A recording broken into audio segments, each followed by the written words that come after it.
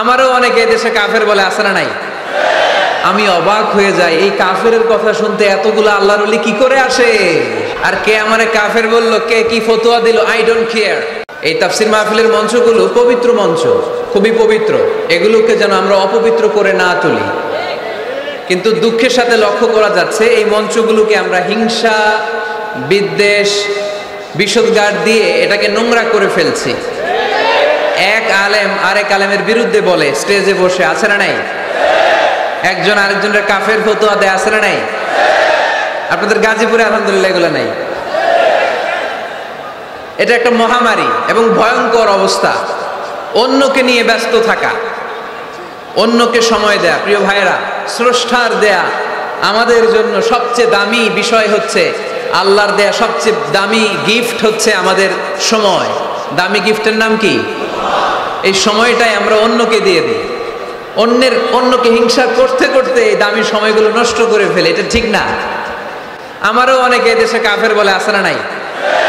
আমি অবাক হয়ে যাই, এই কাফেরের কথা শুনতে এতগুলো আল্লাহর ওলি কি করে আসে?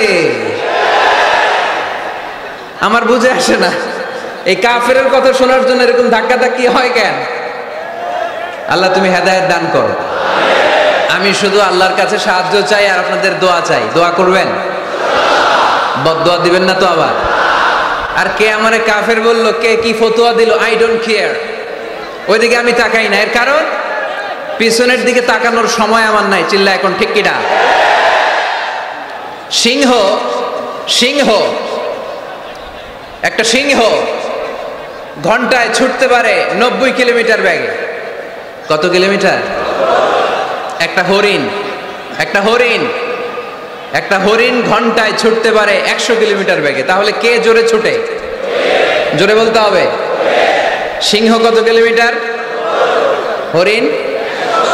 তারপরেও হরিণটা 100 কিলোমিটার বেগে ছোটার পরেও সিংহটার কাছে সে ধরা পড়ে যায়।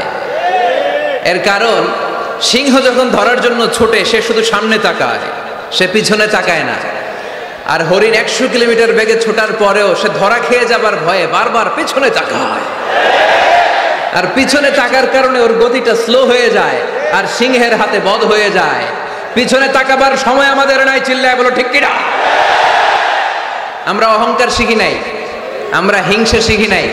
আমাদের বুকে আছে বুক ভরা ভালোবাসা। আমি বিএনপি বুঝি না, আওয়ামী লীগ বুঝি না, জাতীয় পার্টি বুঝি না, জামাত ইসলাম বুঝি না, তাবলীগ বুঝি না, পীরের মুরিদ বুঝি না। যারাই পড়েছে লা ইলাহা ইল্লাল্লাহ, তার জন্য আমাদের হৃদয়ে জায়গা আছে না নাই? মুসলমান কেন, হিন্দুদের জন্য আমাদের বুকে জায়গা আছে না নাই?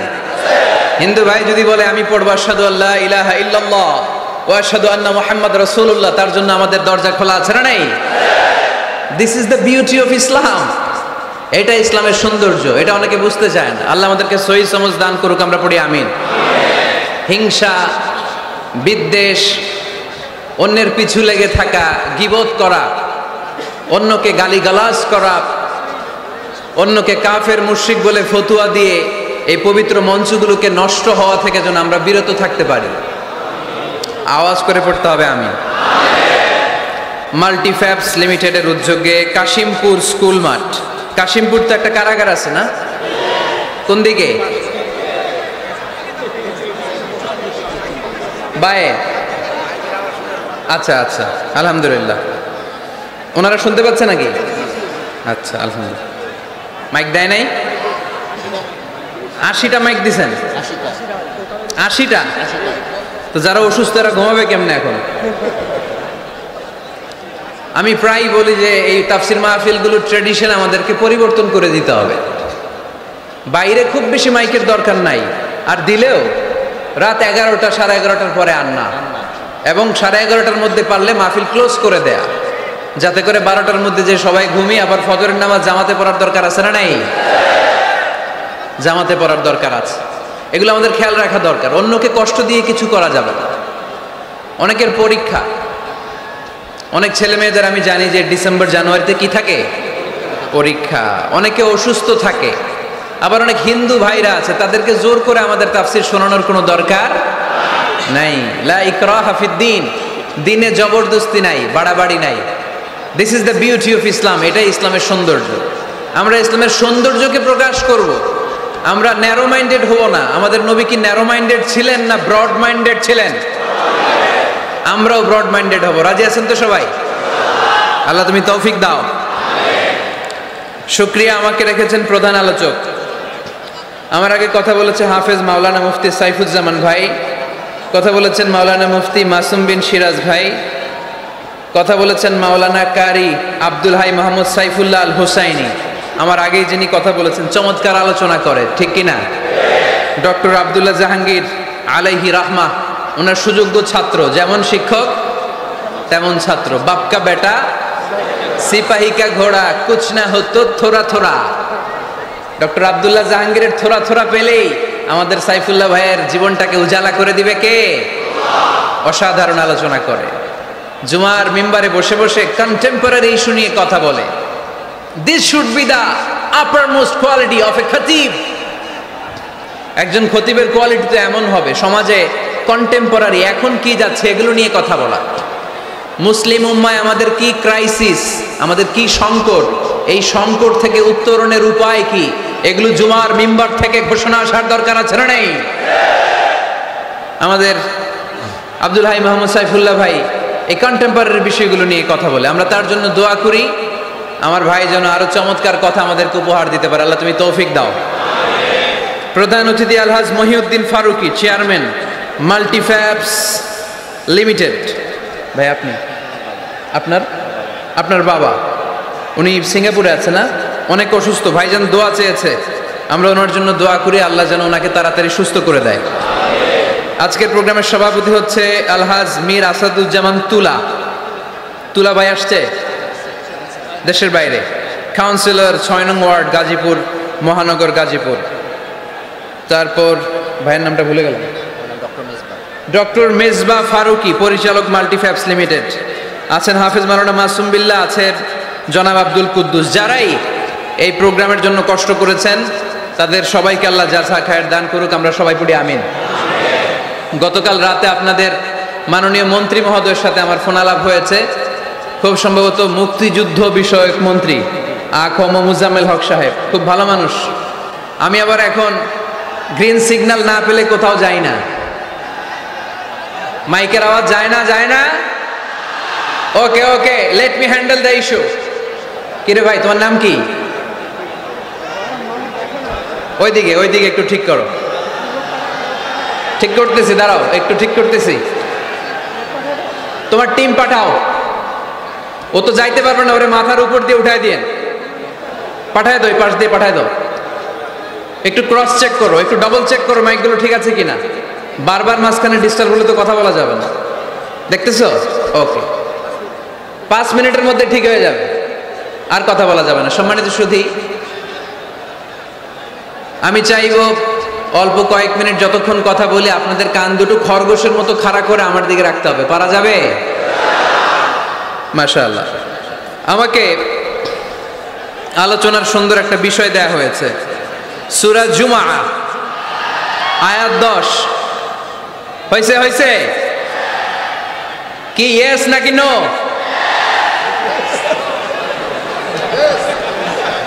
মাশাআল্লাহ, এই তো সুন্দর। ঠিক আছে, ইয়েস হলে এবার থামো। তোমাদের কি ইয়েস নাকি নো? হ্যাঁ, ইয়েস, মাশাআল্লাহ। ঠিক আছে, বস। হয় নাই? এই ওদেরটা ইয়েস করে দাও। করছো? করে দাও। সম্মানিত ভাইরা, এরকম ডিস্টার্ব করলে ইয়েস আর নো বলতে বলতে রাত কেটে যাবে, কাজের কথা কিছুই বলা হবে না, আমার অনেক কিছু বলতে হবে। আপনাদের সহযোগিতা চাই, একটু মেহরবানি করে। ভাইয়েরা, তোমাদেরকে আমি খুব পছন্দ করি, আমি জানি তোমরাও আমাকে পছন্দ করো। আমাদের এই ভালোবাসা দুনিয়ার স্বার্থে নয়। আজকে এখানে বিরিয়ানি দেয়া হবে নাকি? নগদ টাকা দেয়া হবে? একজনকে খুশি করার জন্য আমরা আসি, তিনি কে? সে আল্লাহর সন্তুষ্টির জন্য আজকে একটু স্যাক্রিফাইস করব, কয়েক মিনিটের মধ্যে ঠিক হয়ে যাবে ইনশাআল্লাহ।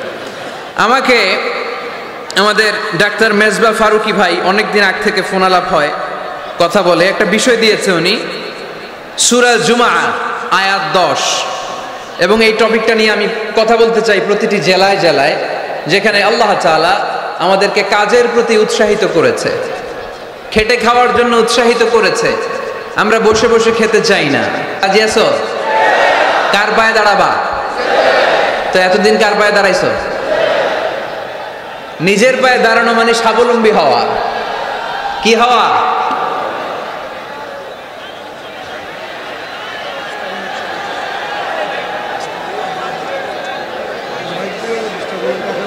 এই মাইকের সমস্যার কারণে আমাদের মাহফিলগুলো মাইর খেয়ে গেল। কনসার্টে শুনছেন মাইকের সমস্যা? তারপর যেখানে গান বাজনা হয় মাইকের সমস্যা শুনছেন? লাফায় লাফায় জিকির করে ওইখানে মাইকের সমস্যা শুনছেন? আমাদের কোরআনের তাফসিরগুলোতে মাইকের সমস্যা।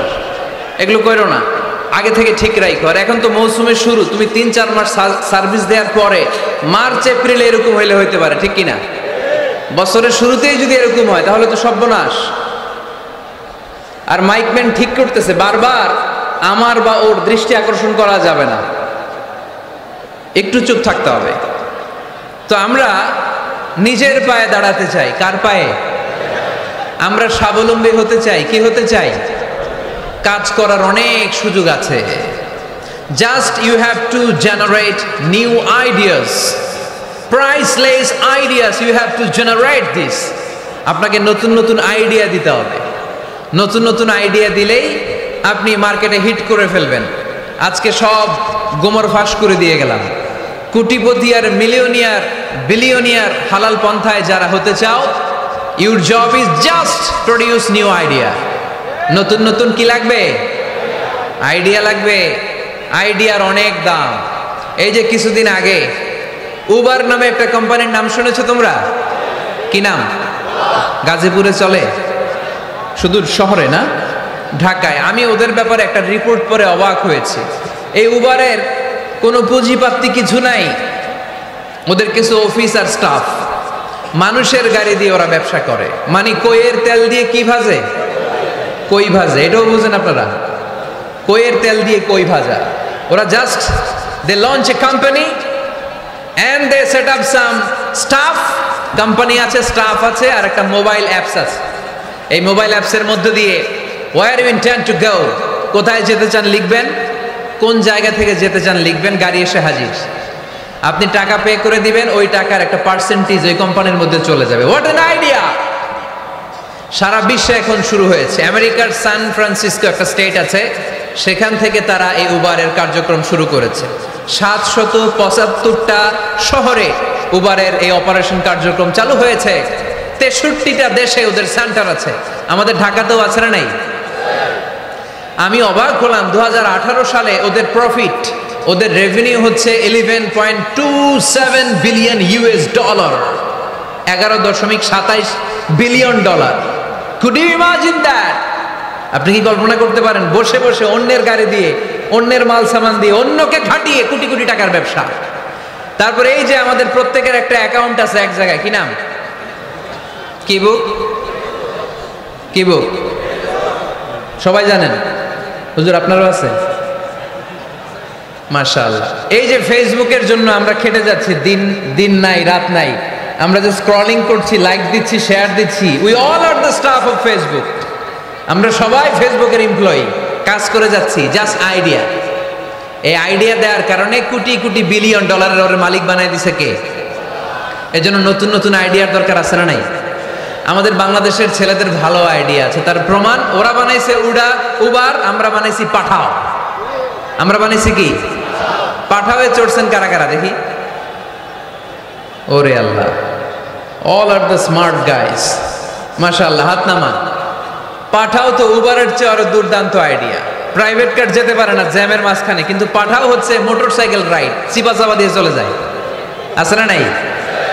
তো এরপরে নতুন কি আসবে, এই দায়িত্বটা তোমার মাথা থেকে বের করতে হবে। এই এন্টারপ্রেনারশিপ, নতুন করে উদ্যোগী হতে হবে। এই ভাইয়ের মতো বিলিয়নিয়ার হতে চাও, মিলিয়নিয়ার হতে চাও, you have to generate new ideas. নতুন নতুন আইডিয়াই তোমাকে হালাল পন্থায় বিলিয়নিয়ার বানাতে পারে, ঠিক কিনা? আত-তাজিরা সাদুক আল-আমিন মা'আন নাবিয়্যিন ওয়াস সিদ্দীকিন ওয়াশ শুহাদাই ওয়াস সালিহিন। আমানতদার, সত্যবাদী ব্যবসায়ী কিয়ামতের দিন নবীদের সাথে, শাহীদদের সাথে, সিদ্দিকিনদের সাথে, সৎ কর্মশীল ব্যক্তিদের সাথে দাঁড়িয়ে যাবে। চিৎকার করে পড়েন সুবহানাল্লাহ। এজন্য নতুন নতুন যত আইডিয়া আছে এগুলো আমাদের মাথা থেকে বের করতে হবে, তাহলেই আমাদের ব্যবসায় বরকত দিবে কে? সম্মানিত সুধী, তাই বলছিলাম আমরা নিজের পায়ে দাঁড়াতে চাই, আমরা কিছু করে দেখাতে চাই, আমরা স্বাবলম্বী হতে চাই। পরিশ্রম করতে হবে, পরিশ্রমের কোনো বিকল্প নেই। There is no alternative way to struggle. Struggle তোমাকে করতেই হবে। কেউ তোমার জন্য স্পেস তৈরি করে দিবে না। এই পৃথিবীতে কেউ কাউকে জায়গা দেয় না, এই পৃথিবীতে এসে জায়গা করে নিতে হয়। চিৎকার দিয়ে বলো ঠিক কিনা? হুঙ্কার দিয়ে পৃথিবীবাসীকে জানিয়ে দিতে হয় আমি এসেছি। মায়ের পেট থেকে যখন আমরা বেরোই আমরা কি বলি? ওয়াও ওয়াও বলে নিজের অস্তিত্বের জানান দেই যে আমি এসেছি, এই পৃথিবীতে আমি জায়গা করে নিতে এসেছি। Life is not a bed of roses. এই পৃথিবী ফুলের বিছানো সজ্জা নয়। এখানে কষ্ট করতে হবে, পরিশ্রম করতে হবে, ঘাম ঝরাতে হবে। পরিশ্রমের ঘামে যে লোনা পানি থাকে, ওই লোনা পানিতে জন্ম নেয় সফলতার বীজ। এজন্য পরিশ্রম করতে হবে। সব নবীরা পরিশ্রমী ছিলেন, সব নবীরা কাজ করেছেন। সূরা জুমার এই 10 নম্বর আয়াতে আল্লাহ তাআলা আমাদেরকে মোটিভেট করে শিখাতে চেয়েছেন যে স্বাবলম্বী হও, নিজের পায়ে দাঁড়াও, কাজের সময়ে কাজ, নামাজের সময় নামাজ। আজকে এই স্লোগানটা এই মাহফিলের শুরুতে, মাঝখানে, শেষে বারবার বলে আমরা মুখস্থ করে নিয়ে যাব। কাজের সময় সবাই বলেন নাই তো? সবাই বললে তো এই প্যান্ডেল কাঁপতে শুরু করবে। কাজের সময় এইভাবে আওয়াজ করতে হবে, পারা যাবে? নামাজের সময়, কাজের সময়, নামাজের সময়, সিনেমা দেখার সময় দেখা যাবে না? কাজের সময়, নামাজের সময়, এটা মনে থাকবে? মুখস্থ করা যাবে তো? আল্লাহ রাব্বুল ইজ্জা সূরাতুল জুমার 10 নম্বর আয়াতে মূলত আমাদেরকে এই মেসেজটাই দিতে চেয়েছেন। কাজের সময় কাজ, নামাজের সময়। ফাইযা কুদিয়াতিস সালাতু ফান্তাশিরু ফিল আরদি ওয়াবতাগু মিন ফাদলিল্লাহ ওয়াযকুরুল্লাহা কাসীরান লাআল্লাকুম তুফলিহুন। সুবহানাল্লাহ পড়েন। আল্লাহ বললেন যখন তোমাদের নামাজ শেষ হয়ে যায়, ফাইদা কুদিয়াতিস সালাত, যখন সালাত শেষ হয়ে যায়, ফান্তাশিরু ফিল আরদি, জমিনে ছড়িয়ে পড়ো, ওয়াবতাগু মিন ফাদলিল্লাহ, আল্লাহর দেয়া ফজল তালাশ করো, রিজিক তালাশ করো, ওয়াযকুরুল্লাহা কাসীরান, আল্লাহর জিকির বেশি বেশি করো, লাআল্লাকুম তুফলিহুন, তোমাদেরকে সফল বানায়া দিবে কে? সিস্টেমটা খেয়াল করেন। ফাইদা কুদিয়াতিস সালাত, যখন সালাত শেষ, ফান্তাশিরু ফিল আরদ, when you are done with your salah, spread out to your workplace, তোমার কাজের জায়গায় চলে যাও। নাকি মসজিদে বসে থাকবেন? নামাজ শেষে কি করতে হবে? কাজের জায়গায় চলে যেতে হবে। এটা ইসলামের নিয়ম, এটা বিশ্বনবীর সুন্নাহ, এটা আল্লাহর দেয়া পদ্ধতি। ফাইদা কুদিয়াতিস সালাতু, যখন সালাত শেষ হয়ে যাবে, ফান্তাশিরু ফিল আরদ, জমিনে ছড়িয়ে পড়ো, ওয়াবতাগু মিন ফাদলিল্লাহ, আল্লাহর রিজিক তালাশ করো। জমিনের মধ্যে আল্লাহর ফাদাল আছে, রিজিক আছে, এই রিজিকগুলো তালাশ করো। মসজিদে বসে থাকলে এই ফদল বা রিজিক কি পাওয়া যাবে? যাবে না। মসজিদে ঢুকলে রহমত পাওয়া যায়। গাজীপুরের ভাইয়ের আওয়াজ তুলে বলেন, মসজিদে ঢুকলে কি পাওয়া যায়? এজন্য মসজিদে যখন আমরা ঢুকি, কোন পা দিয়ে ঢুকি?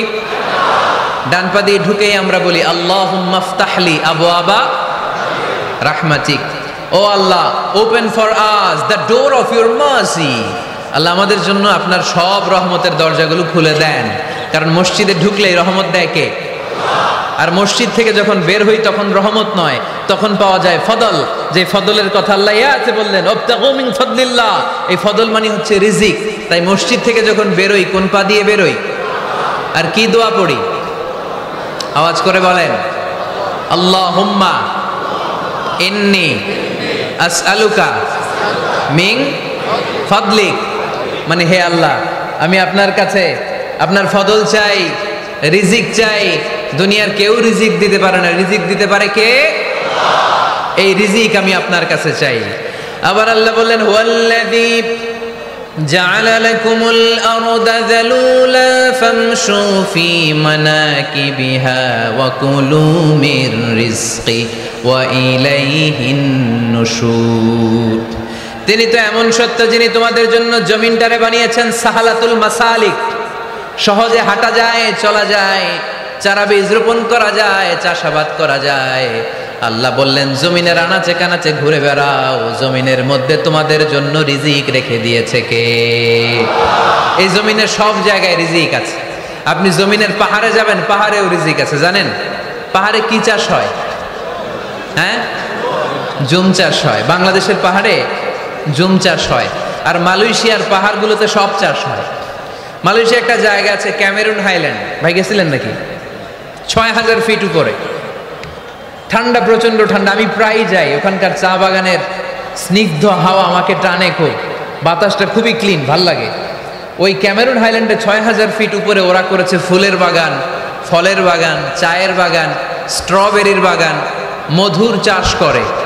আর এই ৬,০০০ ফিট উপরে এই ভেজিটেবলস আইটেমগুলো দিয়ে তারা পুরো মালয়েশিয়ার খাদ্যদ্রব্যের যত সংকট, সব সংকট তারা দূরীভূত করেছে। সুবহানাল্লাহ পড়েন। তো ওনারা পাহাড়ের উপর চাষ করে, আর আমরা সমতল জায়গায় চাষ করতে চাই না। চাষাবাদ করতে আমাদের লজ্জা লাগে। কি লাগে? যুবক ভাইয়েরা, কাজে কোনো লজ্জা নেই। কাজে কি নেই? পরিশ্রমে লজ্জা নেই। লজ্জা হচ্ছে অলসতায়, লজ্জা হচ্ছে অকর্মণ্যতায়। আমরা কাজ করে খেতে চাই, পরিশ্রম করে খেতে চাই। রাজি আছো সবাই? এখন অনেকে রুফ গার্ডেনিং করে। রুফ গার্ডেনিং মানে ছাদের, বাসার ছাদের উপরে কি সুন্দর পেঁপে গাছ, আম গাছ। আমি নিজে দেখেছি, নিজেরা খায়, আশেপাশের প্রতিবেশীদের সবাইকে দেয়, বাজারে বিক্রিও করে। নিউ আইডিয়া, রুফ গার্ডেনিং করো। তারপরে একসাথে হাঁসের চাষ হয়, পানিতে হাঁসগুলো ভেসে বেড়ায়, আর নিচে মাছের চাষ হয়। এরকম অনেক যুবক আছে যারা এগুলো করে করে স্বাবলম্বী হয়েছে। আমরা এগুলো করতে চাই না, আমাদের লজ্জা লাগে। আমাদের হোটেলের মেসিয়ারি করতে লজ্জা লাগে, ছোট্ট ফুচকার দোকান দিতে আমাদের লজ্জা লাগে, কিন্তু বিশ্বনবীর ছাগল চড়াতে কোনো লজ্জা লাগতো না। কাজে কোনো লজ্জা আছে? লজ্জা কিসে তাইলে? অলসতায়। আওয়াজ করে বলো, লজ্জা কিসে? অলসতা করা যাবে না। অলসতাকে আজকের প্রোগ্রাম থেকে আমরা না বলে দিব। আমরা অলসতাকে বলে দিব নো। অলসতাকে আমরা কি বলবো? নো। আমরা অলস হতে চাই না, আমরা খেটে খেতে চাই, ঘাম ঝরাতে চাই। পরিশ্রমের ঘামের লোনা পানিতে জন্ম নেয় সফলতার বীজ। আমরা সফল হতে চাই, ঠিক কিনা? এজন্য অলসতা করা যাবে না, কাজ করতে হবে। আল্লাহ রাসূল সাল্লাল্লাহু আলাইহি ওয়াসাল্লাম এবং সাহাবারা আমাদেরকে কাজের প্রতি উৎসাহিত করেছেন। সাইয়েদনা ওমর ফারুক রাদিয়াল্লাহু তাআলা আনহু, নাম শুনেছেন? কত নাম্বার খলিফা? সবাই বলেন। 1 নাম্বার খলিফার নাম কি? 2 নাম্বার খলিফার নাম? 3 নাম্বার? 4 নাম্বার? রিদওয়ানুল্লাহি তাআলা আলাইহিম আজমাইন। ওমর ফারুক সাধারণ কোন সাহাবী ছিলেন না, তিনি এমন সাহাবী ছিলেন, বিশ্বনবী সাল্লাল্লাহু আলাইহি ওয়াসাল্লাম বলেছেন আমার পরে কোনো নবীও নাই, রাসূলও নাই, তবে আমার পরে যদি কেউ নবী হতো আমার ওমর নবী হয়ে যেত। বিশ্বনবী বলছেন লা নবিয়্যা বা'দি ওয়ালা রাসূলা, আমার পরে কোনো নবী নাই, রাসূল নাই। লাউ কানা বা'দি নাবিয়্যুন লাকানা উমর, তবে আমার পরে যদি নবী হওয়ার কোয়ালিটি আমার কোনো সাহাবীর মধ্যে থেকে থাকে, আমার ওমরের মধ্যে সেই কোয়ালিটি আছে। প্রভু তুমি বলেছো রাসূল দেবে না, বলনি দেবে না ওমর, বলনি দেবে না হামজা তারি, খালিদ বিজয় সমর। প্রভু তুমি বলেছো রাসূল দেবে না, বলনি দেবে না ওমর, বলনি দেবে না হামজা তারি, খালিদ বিজয় সমর। প্রভু তুমি বলেছো রাসূল দেবে না। সুবহানাল্লাহ পড়েন। ওমরে ফারুক রাদিয়াল্লাহু তাআলা আনহু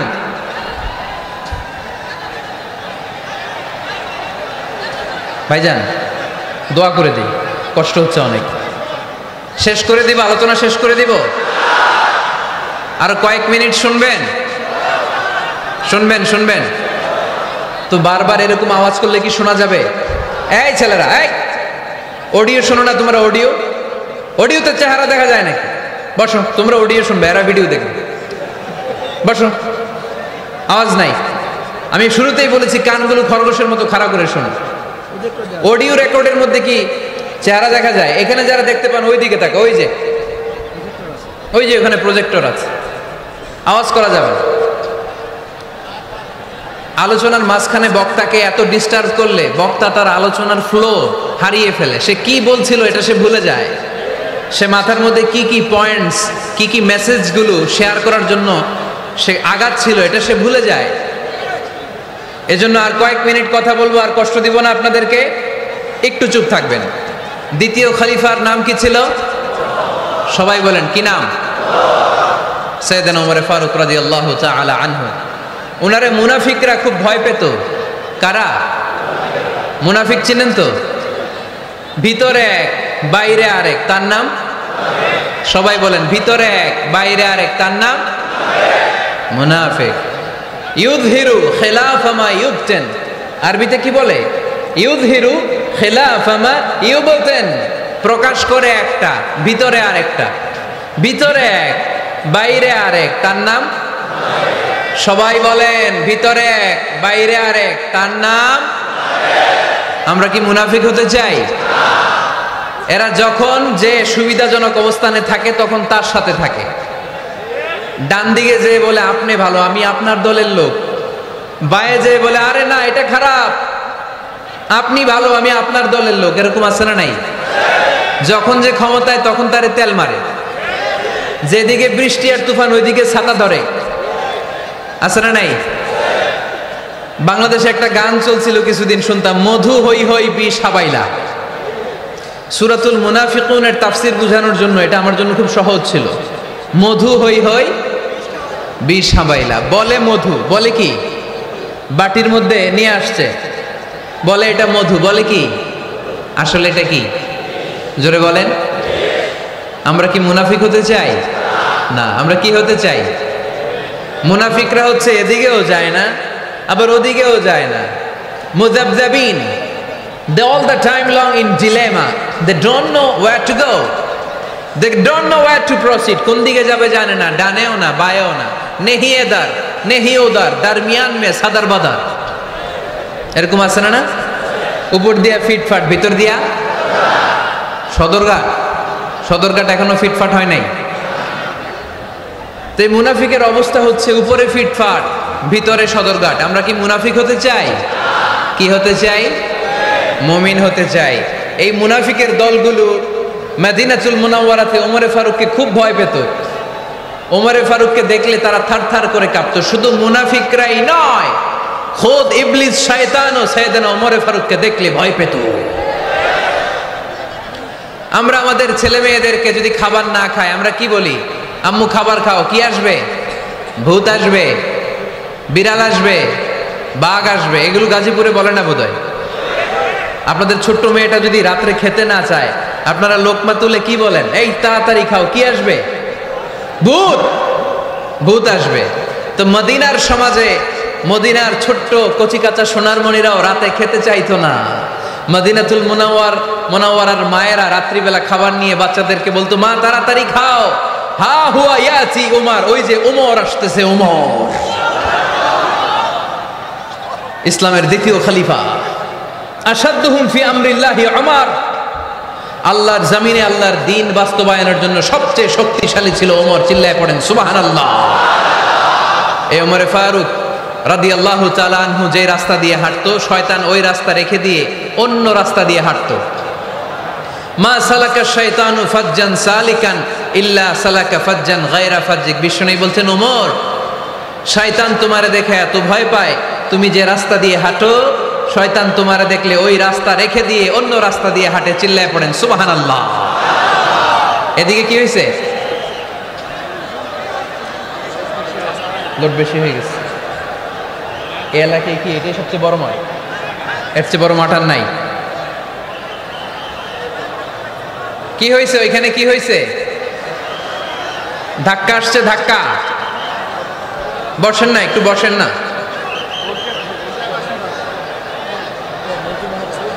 মন্ত্রী মহোদয় আসছে,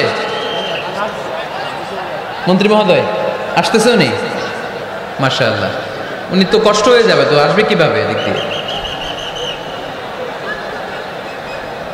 একটু জিকির করি লা ইলাহা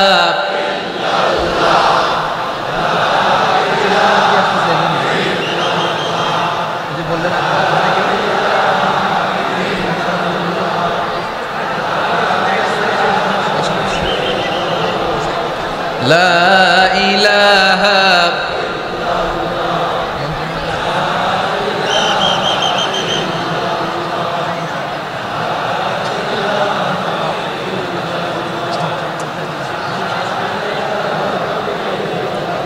সুবহানাল্লাহ আলহামদুলিল্লাহ লা ইলাহা ইল্লাল্লাহ সুবহানাল্লাহ।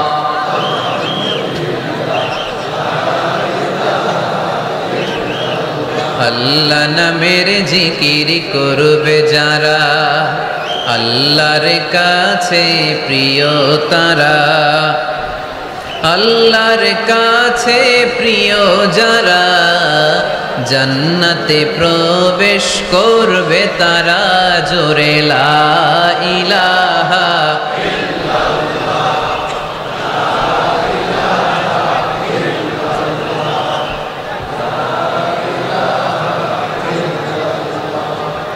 লা ইলাহা ইল্লাল্লাহ লা ইলাহা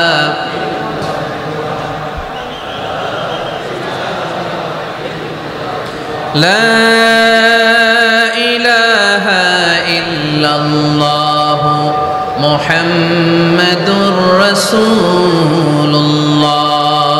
সাল্লাল্লাহু আলাইহি ওয়াসাল্লাম। সাইয়েদনা ওমর ফারুক মসজিদে নববীর ইমাম, মসজিদে নববীর কি ইমাম। আপনারা শুনতেছেন? এই ছেলেরা বসে যাও, বসে যাও, বসে যাও, বসে যাও। সাইয়েদনা ওমর ফারুক মসজিদে নববীর ইমাম। এদিকে তাকান, আমার দিকে তাকান, আমার দিকে তাকান। উনি প্রত্যেক নামাজের ইমামতি করতে আসতেন মসজিদে নববীতে। জোহরের নামাজে ইমামতি করলেন, ইমামতি করে দেখলেন নামাজ শেষ, সবাই বের হয়ে চলে যায়। এটাই ইসলামের নিয়ম, ঠিক কিনা? ফাইদা কুদিয়াতিস সালাতু ফান্তাশিরু ফিল আরদ ওয়াবতাগু মিন ফাদলিল্লাহ। নামাজের সময় খায়া ফেলাইছি, নামাজের সময়, কাজের সময়, নামাজের সময়, কাজের সময়। ফাইদা কুদিয়াতিস সালাহ, যখন নামাজ শেষ হয়, ফান্তাশিরু ফিল আরদ, জমিনে ছড়িয়ে পড়ো। এটা ইসলামের আইন। তার মানে আল্লাহ বোঝাতে চাইলেন নামাজের সময় মসজিদে চলে যাও। নামাজ যখন শেষ হয়ে যাবে, শিক্ষক চলে যাবে স্কুলে, কৃষক চলে যাবে ফসল খেতে, মেম্বার অব দ্য পার্লামেন্ট চলে যাবে সংসদ ভবনে, ব্যবসায়ীরা চলে যাবে শপিং মলে, ঠিক কিনা? কাজে চলে যাও। ওমরে ফারুক নামাজের ইমামতি করিয়ে নামাজ শেষ করলেন, সবাই চলে গেল। ইয়ামান দেশ থেকে আসা কিছু লোক গোল হয়ে বসে আছে, জিকির আজকার করে, ইবাদত করে। এরা যায় না। এরা কি করে না? যায় না। আসরের নামাজে সাইয়েদনা ওমরে ফারুক রাদিয়াল্লাহু তাআলা আনহু নামাজের ইমামতি করলেন, নামাজ শেষ, সবাই চলে যায়, এরা যায় না। মাগরিবের নামাজের পরেও এরা যায় না, এশার সালাতের পরেও এরা যায় না। এশার পরে উনি ধরলেন, মা বালুকুম মা খাতবুকুম, হোয়াটস রং উইথ ইউ ম্যান, তোমাদের কি সমস্যা? জোহর, আসর, মাগরিব, এশা প্রত্যেক সালাতের পরে সবাই যার যার কাজে চলে যায়, তোমরা যে যাও না, বাড়ি কই? বলি ইয়ামান। তো বসে থাকো কেন? কি করো? কই জিকির করি। কি করি? কি করি? জিকির আজকার করি, তাসবিহ তাহলিল করি, ইবাদত করি। তো তোমরা যে যাও না, তোমাদের খাবার দেয় কে? খাবারের ব্যবস্থা হয় কোত্থেকে? তারা বলল, আমাদের জিকির দেখে, আমাদের বুজুর্গি দেখে আশেপাশের লোকেরা পাতিল ভরে খাবার নিয়ে আসে। ওই খাবার আমরা খাই। নাহনু আল মুতাওয়াক্কিলুনা আলাল্লাহ, আমরা আল্লাহর উপর তাওয়াক্কুল করে এখানে বসে থাকি। উমরে ফারুক বললেন, সর্বনাশ, তোমরা যদি মুতাওয়াক্কিলুনা আলাল্লাহ হও তাহলে কেমনে হবে? তোমরা তো মুতাওয়াক্কিলুনা আলাল্লাহ নাও, তোমরা হচ্ছে আল মুতাওয়াক্কিলুন বা'দুকুম আলা বা'দ, আল্লাহর উপর তাওয়াক্কুলকারী নয়। তোমরা যারা পাতিলের মধ্যে করে খাবার নিয়ে আসে তাদের উপর তাওয়াক্কুল করে বসে আছো, ঠিক কি না? তোমাদের জিকিরও চলে, আবার মাথায় টেনশনও চলে, পাতিল কি ছোট আসবে না বড় আসবে, খাবারে আমার ভাগেরটা থাকবে কি থাকবে না, টেনশন আছে না নাই? কারণ অন্যের উপর নির্ভরশীল, নিজের রান্না করে নাই, নিজে তো বাজার করে নাই, নিজের তো অ্যারেঞ্জমেন্ট বলতে কিছু নাই, আরেকজন যা দিয়ে যাবে ওইটা খাবে। ওমরে ফারুক বুঝালেন, আরে বোকা, এটারে তাওয়াক্কুল বলে না। তোমার সাধ্যে যতটুকু আছে তার সবটুকুন করার পরে তুমি তাওয়াক্কুল করবে একজনের উপর, তিনি কে? এক সাহাবী বললেন, ইয়া রাসূলুল্লাহ, ইয়া হাবিবাল্লাহ সাল্লাল্লাহু আলাইহি ওয়াসাল্লাম, আমি অনেক দূর থেকে সফর করে এসেছি, এই যে আমার উটের রশিটা, এটা ছেড়ে দিয়ে যদি আমি ঘুমিয়ে যাই, আল্লাহর উপর তাওয়াক্কুল করি, আমার উটটা বসে থাকবে নাকি? বিষ্ণু বললেন, না, এটারে তাওয়াক্কুল বলে না। উটের রশি রেখে দিয়ে ঘুমাইলে তোমার উট দৌড় দিবে। এ আকিলহা সুম্মা তাওয়াক্কাল আলাল্লাহ, উটের রশিটা আগে দড়ি দিয়ে ভালো করে গাছের সাথে বাঁধো, তারপরে তাওয়াক্কুল করবে একজনের উপর, তিনি কে? আগে বাঁধতে হবে, তারপরে তাওয়াক্কুল, আগে কাজ করতে হবে, তারপরে তাওয়াক্কুল। এক লোক বড় হুজুরের কাছে দোয়া চাইছে, হুজুর আপনি দোয়া করবেন আল্লাহ যেন আমার একটা ছেলে সন্তান দেয়। কি দেয়? কথা বুঝে নাই বোধহয়। কি দেয়? ছেলে সন্তান দেয়। তো হুজুর অনেক দোয়া করে দিছে, বড় হুজুর, আল্লাহ তারে তুমি ছেলে সন্তান দিও। তো ছেলে সন্তান হয় নাই। তার পরের বছর এসে আবার হাজির, হুজুর একটু দোয়া করেন আমার জন্য আল্লাহ একটা ছেলে সন্তান দেয়। হুজুর আবার দোয়া করলেন, কিন্তু ছেলে আর হয় নাই। পরের বছর এসে আবার হাজির, হুজুর একটু দোয়া করেন। কি দোয়া করবো বাপ? বলে হুজুর দোয়া করেন আল্লাহ যেন আমার একটা ছেলে সন্তান দেয়। হুজুর আবার দোয়া করলেন। এর পরের বছর এসে আবার হাজির, কয় হুজুর ছেলে সন্তান। হুজুরকে ঘটনা কি? ঘটনা কি? এর সন্তান হয় না কেন? বললো বাবা তুমি কি বিয়ে করছো? কয় না। সন্তান হবে কোত্থেকে? আগে তো বিয়ের পর্বটা সার, তারপরে তাওয়াক্কুল করবি কার উপর? বিষ্ণু বললেন, তাগদু খিমাসান তারুহু বিতানান, পাখিগুলোর মতো যদি সকালবেলা তাওয়াক্কুল করে বের হয়ে যাও, প্রতিটা পাখি, আপনাদের গাজীপুর এলাকায় পাখির বাসা আছে নাকি? কি পাখি আছে? বাবুই পাখি, হ্যাঁ কি পাখি? সব আছে। তো এই পাখিগুলো এই গাজীপুরের বিভিন্ন গাছপালার উপরে যে নিড বানিয়েছে বাসা, দেখবেন সকাল বেলায় এই পাখিগুলো আল্লাহর উপর তাওয়াক্কুল করে বের হয়ে যায়। এই পাখিগুলো জানে কোন জায়গায় ওর রিজিক আছে। এই পাখিগুলোর রিজিকের ব্যবস্থা করলো কে? সারাদিন শেষে পাখিগুলো আবার ওদর পূর্তি করে পাখিগুলোরে নিড়ে ফিরিয়ে দেয় কে? জানে না কোথায় খাবার আছে। আমাদের ফ্রিজ আছে, ফ্রিজ, ডিপ ফ্রিজ, 7 দিনের বাজার করে ডিপ ফ্রিজের মধ্যে খাবার রেখে দেই। পাখিদের ডিপ ফ্রিজ আছে নাকি? আমাদের টাকা বেশি ঘরের মধ্যে হয়ে গেলে ব্যাংকের মধ্যে অ্যাকাউন্টে ফেলে দিয়ে আসি। পাখিদের কোনো ব্যাংক অ্যাকাউন্ট আছে নাকি? তারুহু তাগদু খিমাসান তারুহু বিতানান, সকালবেলা পাখিগুলো কিচির মিচির আল্লাহর জিকির করে বের হয়ে যায়। বিকেলবেলা প্রতিটা পাখির পেটে খাবার দিয়ে আবার ফিরিয়ে দেয় কে?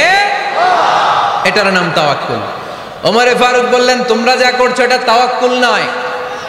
নামাজের পরে বের হয়ে যাবা, আল্লাহর জমিন যে আবাদ করবা, কৃষি কাজ করবা, ব্যবসা করবা, বাণিজ্য করবা, চাকরি করবা, আবার নামাজের সময় ঘরে আসবা, এর মাধ্যমে তোমার ঘরে যে হালাল রিজিকের ব্যবস্থা আল্লাহ করে দিবে, এটার নাম হলো তাওয়াক্কুল। পড়েন সুবহানাল্লাহ। গোটা জমিনটা আমাদের, গোটা জমিন আমাদের জন্য আল্লাহ দিয়েছেন। যেখানে যাবেন রিজিকের ব্যবস্থা আছে না নাই? আপনাদেরকে শোনাইছি না যে বাংলাদেশের পাহাড়ে কি চাষ হয়? ওখানে জুম রেখেছে আল্লাহ। মালয়েশিয়ার ক্যামেরুন হাইল্যান্ডে আল্লাহ ফলের বাগান, ফুলের বাগান রেখেছে। আবার আপনি সাগরের মধ্যে নামলে রিজিক আছে না নাই? কি আছে? মাছ। সুবহানাল্লাহ কইবেন না? ওয়ালাকাদ কাররামনা বানি আদম ফাহামালনাহুম ফিল বাররি ওয়াল বাহরি ওয়া রাযাকনাহুম মিনাত তাইয়্যিবাত।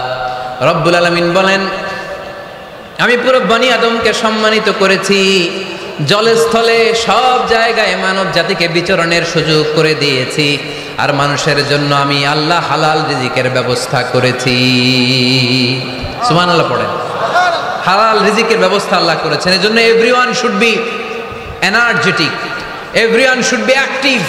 আমাদেরকে অ্যাক্টিভ হতে হবে, এনার্জেটিক হতে হবে, শ্রম করে করে কষ্ট করে করে আমাদেরকে আগাতে হবে। স্রষ্টা আমাদেরকে একটা যুদ্ধে ঠেলে দিয়েছেন, সংগ্রাম করে করে আমাদেরকে বেঁচে থাকতে হয়, ঠিক কিনা? এই জমিনে যখন আমরা এসেছি তখনই আমি সংগ্রাম করেছি। বিশ্বাস করেন, একজন স্বামীর এক ফোঁটা বীর্যের মধ্যে যদি 20 কোটি শুক্রাণু না থাকে, কয় কোটি? আরো জোরে। 20 কোটি শুক্রাণু যদি না থাকে, 20 কোটি বা 2 কোটি শুক্রাণু যদি না থাকে, তাহলে ওই শুক্রাণু থেকে কোনো মানব সন্তান মায়ের পেটে জন্ম নেয় না। তাহলে চিন্তা করেন, ওই 20 কোটি শুক্রাণুর মধ্যে আমি একটা শুক্রাণু, ঠিক কিনা? এতগুলো শুক্রাণু ডিম্বাণুকে আঘাত করে অ্যাক্টিভ হতে চেয়েছিল, ওই 2 কোটির মধ্যে বাকি সবগুলোরে হারিয়ে চ্যাম্পিয়ন হয়েছিলাম সেদিন মায়ের গর্ভে আমি। চিল্লায় বলো ঠিক কিনা? সেদিন আমার হাত ছিল না, সেদিন আমার পা ছিল না, আমার চোখ ছিল না, আমার রেসপিরেটরি সিস্টেম ছিল না, আমার ব্রেইন সচল ছিল না, আমার মামা ছিল না, আমার দাদা ছিল না, আমার গায়ে শক্তি ছিল না। ওই কঠিন পরীক্ষায় যদি 2 কোটি কম্পিটিটরকে আমি হারিয়ে বিজয় লাভ করতে পারি, এই জমিনের বুকেও আমার কেউ হারাতে পারবে না। চিল্লায় বলো ঠিক কিনা? আমরা এসেছি বিশ্বকে জয় করার জন্য, জয় করার জন্য। আবার যখন মায়ের পেট থেকে বের হই তখনও আমাকে সংগ্রাম করে বেরোতে হয়। এইখানে তোমরা আমার ছোট্ট সোনামণিরা সিজারে হইছো কারা কারা? দেখি সিজারে, যে হুজুর আমি সিজারে পৃথিবীতে এসেছি। হাত তোলো। কয়েকজন হাত তুলছে, মাশাআল্লাহ। ঠিক আছে, অসুবিধা নেই, হাত নামাও। এটা একটা প্রাকৃতিক নিয়ম। মায়ের পেট থেকে পৃথিবীতে আমরা এইভাবে আসি। কেউ প্রাকৃতিক পদ্ধতিতে আসি, কেউ সিজারে আসি। যারা সিজারে আসছে তারা এই কষ্টটা সহ্য করে নাই, তাদের অন্য ধরনের স্ট্রাগল পৃথিবীতে আসার পরে। কিন্তু আমরা যারা নর্মাল প্রসেসে এসেছি সেই সময়টার কথা খেয়াল করেন। আমাদের দেহের সাইজ অনেক বড়, আমাদের ওজন অনেক বেশি, কিন্তু আমাদের মায়ের যেই অঙ্গটা দিয়ে আমরা পৃথিবীতে এসেছি ওই জায়গাটা বড় সরু। খুব ছোট্ট একটা জায়গা দিয়ে এই বিশাল দেহ নিয়ে আমাকে সংগ্রাম করে আসতে হয়েছে, ঠিক কিনা? এবং এটা ল্যাবরেটরিক্যালি প্রুভড, সায়েন্টিফিক্যালি অ্যাটাস্টেড যে এটা একজন বাচ্চার জন্য, নবজাতক নিউ বর্ন বেবির জন্য খুবই স্বাস্থ্যকর, খুবই হেলদি। কারণ এই ছোট্ট জায়গাটা দিয়ে, মায়ের ওই ছোট্ট অঙ্গ দিয়ে আমরা যে পৃথিবীতে আসি, আমাদেরকে একটা চাপ সহ্য করতে হয়। ওই চাপের কারণে আমার নাকের ভিতরে, কানের ভিতরে যে ধরনের দূষিত গ্লিসারিন আছে, পদার্থ আছে, এগুলো সব বের হয়ে যায়। আর এই প্রচন্ড চাপটা আমাদের দেহটাকে কর্ম সহিষ্ণু হয়ে গড়ে তুলতে সাহায্য করে। কোন সুবহানাল্লাহ। নিয়ে আসেন এখানে, নিয়ে আসেন শেষের দিকে। এফিডেভিট নেই, পরে হবে। তাহলে আপনারা দায়িত্ব নিয়ে এফিডেভিট করবেন, শুধু শাহাদা পড়বে আমার হাতে। ঠিক আছে, ফাইন। সেই দিন আমরা স্ট্রাগল করে পৃথিবীর বুকে এসেছিলাম। যেদিন মায়ের পেট থেকে যুদ্ধ করে আমাকে পৃথিবীতে আসতে হয়েছে, ওই দিন আমার কান ছিল? এখনকার মতো কানের শক্তি ছিল? এখন যে হাতে শক্তি, ওই শক্তি ছিল? ওই কঠিন পরিস্থিতিতে যদি আমি সংগ্রাম করে টিকে থাকতে পারি, বর্তমান সময়ে আমাদেরকে কেউ আটকায় রাখতে পারবে না, পারবে না। ইন্নাকা কাদিহুন ইলা রাব্বিকা কাদহান ফামুলাকি। আল্লাহ বললেন, ও বনি আদম, তোমাকে কষ্ট করতে করতে আমার কাছে আসতে হবে। আবার আল্লাহ বললেন, লাকাদ খালাকনাল ইনসানা ফি কাবাদ। আমি বনি আদমকে, দুনিয়ার সবগুলো মানুষকে কর্মসহিষ্ণু করে তৈরি করেছি। সুবহানাল্লাহ বলেন। কর্মসহিষ্ণু।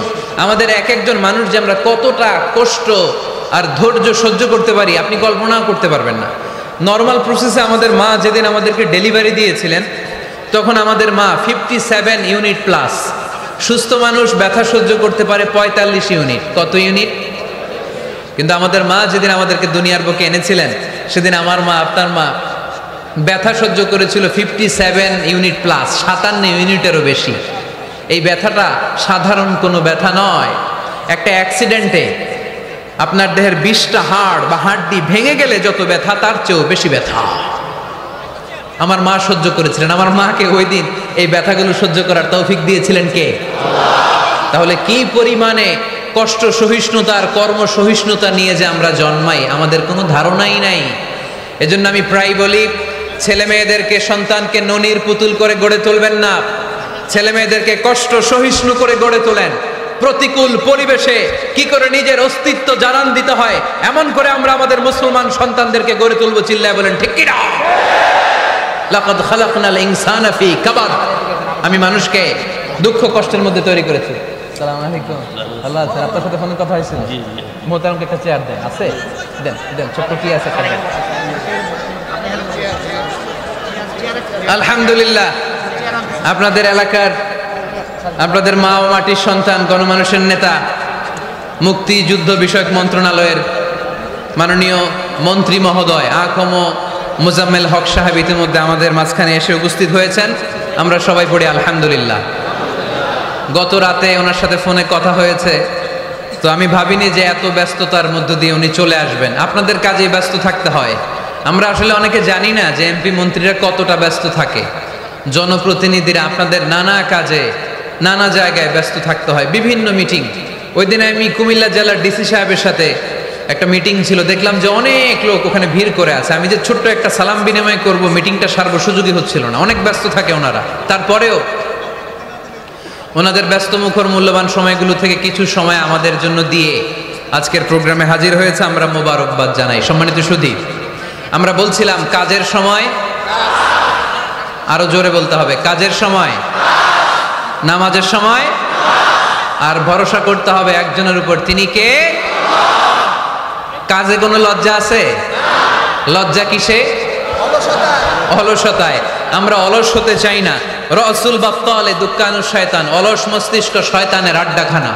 আমরা নিজের পায়ে দাঁড়াতে চাই, আমরা স্বাবলম্বী হতে চাই, আমরা সাস্টেইনেবল ডেভেলপমেন্ট গোলের পক্ষে, আমরা মিলেনিয়াম ডেভেলপমেন্ট গোলের পক্ষে, আমরা বাংলাদেশকে উন্নতির শিখরে নিয়ে যাওয়ার পক্ষে। চিল্লায় বলেন ঠিক কিনা? আমরা আগে দুনিয়ার কল্যাণ চাই, এটা ইসলামের নিয়ম। আগে কি আখেরাত চাই না আগে দুনিয়া চাই? জোরে বলেন। আরে দুনিয়াতে ভালো থাকলেই তো আখেরাতে ভালো থাকবেন। এজন্য আল্লাহ আমাদেরকে শিখালেন, পড়ো রব্বানা আতিনা ফিদ দুনিয়া হাসানাহ ওয়া ফিল আখিরাতি হাসানাহ ওয়া কিনা আযাবান নার। আয় আমাদের রব, এই দুনিয়ার বুকে আপনি আমাদেরকে কল্যাণ দেন, আখিরাতের বুকে আপনি আমাদেরকে কল্যাণ দেন, আগুনের শাস্তি থেকে আল্লাহ আপনি আমাদেরকে বাঁচিয়ে দেন। পড়ে না আমিন। তাহলে আগে দুনিয়া, তবে দুনিয়াকে হৃদয়ে স্থান দেয়া যাবে না। দুনিয়াকে বশ করে হাতে নিব, কিন্তু হৃদয়ে থাকবে আখিরাত। জোরে বলতে হবে ঠিক কি না? নিজ হাতে উপার্জিত সম্পদের চেয়ে শ্রেষ্ঠ কোনো সম্পদ আর হতে পারে না। আমার দিনমজুর ভাইয়েরা, কুলি মজুর ভাইয়েরা, রিকশাওয়ালা ভাইয়েরা, ফ্যাক্টরি ওয়ার্কার যারা, আপনারা আল্লাহর কাছে অনেক সম্মানিত। আপনাদের উপার্জন হালাল। আপনাদের এক পা এমনি জান্নাতে ঢুকে আছে। এখন শুধু এক পা ঢুকাইলে চলবে? পা কয়টা? আরেকটা ঢুকানোর দরকার আছে না নাই? আপনাদের উপার্জন হালাল। আপনারা 5 ওয়াক্ত সালাত পড়বেন, মানুষের হক নষ্ট করবেন না, আব্বা আম্মার দোয়া নিবেন, দ্বিতীয় পাটাও জান্নাতে ঢুকায় দিবে কে? মা আকালা আহাদুন তুআমান কাত্তু খায়রুম মিন আইয়াকুলা মিন আমালি ইয়াদিহি। নিজের হাতে উপার্জিত সম্পদের চেয়ে, খাবারের চেয়ে শ্রেষ্ঠ সম্পদ আর হতে পারে? আমার রিকশাওয়ালা ভাই, তার উপার্জন হালাল না হারাম? আমার কুলি মজুর ভাই, উপার্জন হালাল না হারাম? মাথার ঘাম পায়ে ফেলে ফ্যাক্টরি ওয়ার্কাররা যে বেতনটা পায়, এটা হালাল না হারাম? তাদের দোয়াকে কবুল করে নিবে কে? এজন্য যুবক ভাইরা, never under estimate any job. কোন জবকে, কোন চাকরিকে ছোট করে দেখার সুযোগ নাই। কারণ আমার উপার্জন হালাল হলেই ওই হালাল উপার্জনে বরকত দিবে কে? Whether it's the small or big, you don't care. এটা তোমার কেয়ার করার দরকার নাই। চাকরি পেলেই একটা ঢুকে যাবা, চাকরি পেলেই ঢুকে যাবা। কারণ আমাদের চাকরির বাজার মন্দা। আমাদের বাংলাদেশ, ভারতে কোন একটা চাকরির জন্য চেয়েছে 8 পাস, ওইখানে অ্যাপ্লাই করে ডক্টরেট ডিগ্রি দাঁড়িয়ে আসে না নাই? এত কষ্ট করে চাকরি পাওয়া পৃথিবীর কোথাও লাগে না। কারণ আমাদের পপুলেশন বেশি, তাই চাকরির জন্য আমাদের বসে থাকা লাগবে না। আমাদেরকে উদ্যোক্তা হতে হবে, আমাদের এন্টারপ্রেনার হতে হবে। শুরুতে যেটা বলেছিলাম, আমাদের আইডিয়াকে কাজে লাগাতে হবে, ঠিক কিনা? আর যাই করব আমরা ভালোভাবে করব। ভালোভাবে করলে ওই কাজে বরকত দেয় কে? ভালোভাবে করার জন্য আল্লাহ তাআলা সূরাতুল মুলকে আমাদেরকে গাইডলাইন দিয়েছেন। রব্বুল আলামিন বলেন, আল্লাযী খালাকাল মাউতা ওয়াল হায়াতা লিয়াবলুয়াকুম আইয়ুকুম আহসানু আমালা। তিনি এমন সত্তা যিনি তোমাদের তৈরি করেছেন, জীবন আর মৃত্যুকে তৈরি করেছেন এই জিনিসটা পরীক্ষা করবার জন্য তোমাদের মধ্য থেকে কে ভালোভাবে কাজ করে। সুবহানাল্লাহ। কে বেশি আমল করে আল্লাহ এটা বলছে, নাকি কে ভালো আমল করে?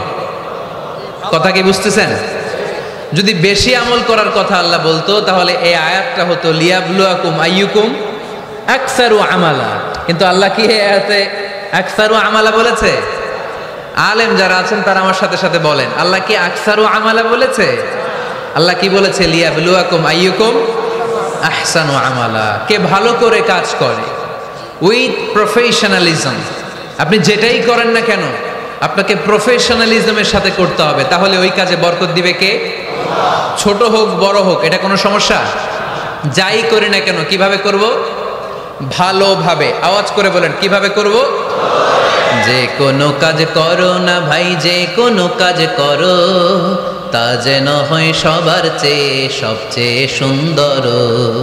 যে কোনো কাজ করো না ভাই, যে কোনো কাজ করো তা যেন হয় সবার চেয়ে সবচেয়ে সুন্দর।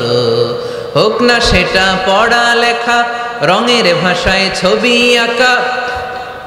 হোক না সেটা পড়া লেখা, রঙের ভাষায় ছবি আঁকা।